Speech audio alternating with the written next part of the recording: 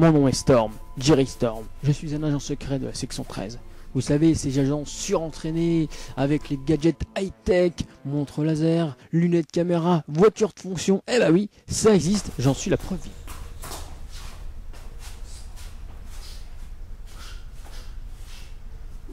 Il y a 10 ans de cela, j'étais dans la même équipe que The Snake, Vesper et Alec Travel.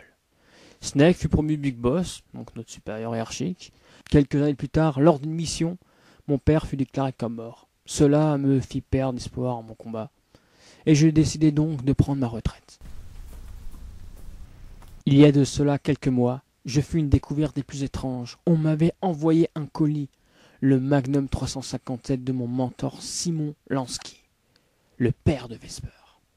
Ce Magnum était pour Simon comme un enfant. Il ne s'en séparait jamais.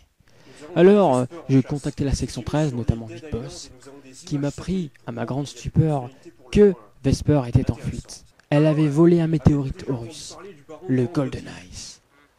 Il fallait que je l'intercepte sur l'île de Dead Island. En effet, la mission n'était qu'à son début. Et le grand, l'unique, l'illustre Dr. Bloodstone, le baron du crime, avait en fait kidnappé le père de Vesper, auquel il le rendrait contre ce fameux virus, le Golden Ice. Pour bien comprendre la situation, il faut savoir que Splinter Gear, l'organisation criminelle dont le Dr. Bloodstone fait partie, est en fait une organisation composée de 3 branches. Tout d'abord, il y a le Dr. Bloodstone, avec son armée perso, ses généraux, Foxdie et Foxlife. La deuxième branche, elle, est commandée par le Professeur Strange et son armée de cyborgs. Et pour finir, il y a une 3e branche, celle du Baron Vendredi, dont je n'avais que très peu d'informations à l'époque. Mes retrouvailles avec Vesper ne furent guère concluantes. Et je me suis donc retrouvé aux prises avec les hommes du Dr. Bloodstone, Foxdie et Foxlife. Vesper, elle, avait pris la fuite. Cette mission sur Dead Island était de plus en plus mystérieuse. Je me suis donc retrouvé aux prises avec plusieurs gardes du Dr. Bloodstone, jusqu'au moment où une voix mystérieuse m'informa qu'il y avait un traître parmi nous.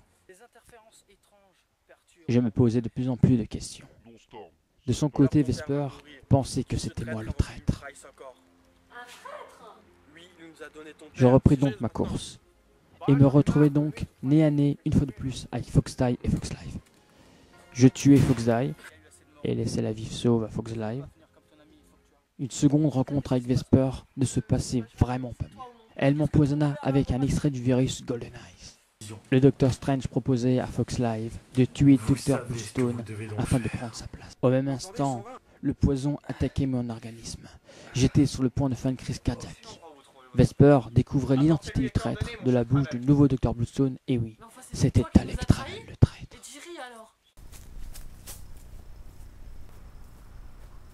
Vesper pensait que j'étais mort. Elle voulait absolument récupérer son père. Mais les hommes du Dr. Bloodstone savaient que je n'avais pas succombé au virus. Bloodstone décida de laisser Vesper en vie. À ma grande surprise d'ailleurs.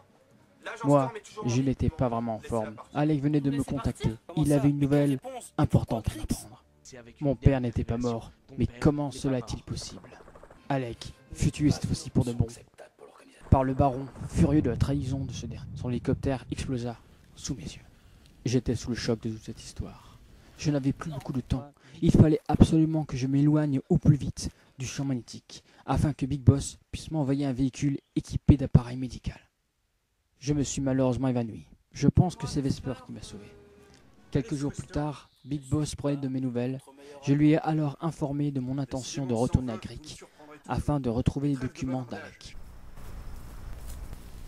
Ces mêmes documents m'ont donné la cachette de Jack. Vous savez, cette mystérieuse voix qui m'avait contacté. Et oui, c'était un ancien camarade de combat. Malheureusement, j'étais suivi par une mystérieuse silhouette, qui m'avait d'ailleurs tendu un piège. Mais heureusement, je me suis très facilement sorti de ce mauvais pas.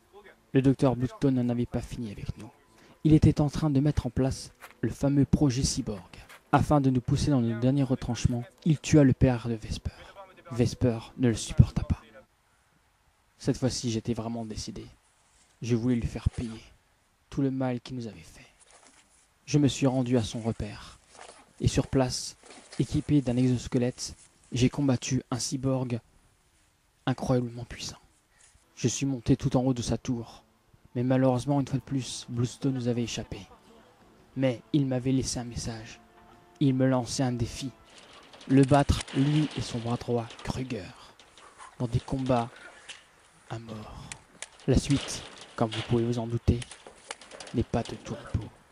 J'ai tout d'abord vaincu Kruger. Ce ne fut pas très facile, mais bon, je suis assez adroit à l'épée. Et pour finir, j'ai combattu le Dr Bloodstone dans un combat à mort. Combat que j'ai fait. Mais heureusement pour moi, je me suis sorti. La vengeance était enfin. Il me restait à retrouver Vesper afin de pouvoir récupérer son échantillon de Golden Ice. Il fallait que je brave un peu plus. Bien des mais de toute façon, j'étais mourant. C'était retrouver Vesper ou mourir. Oui. Très bien.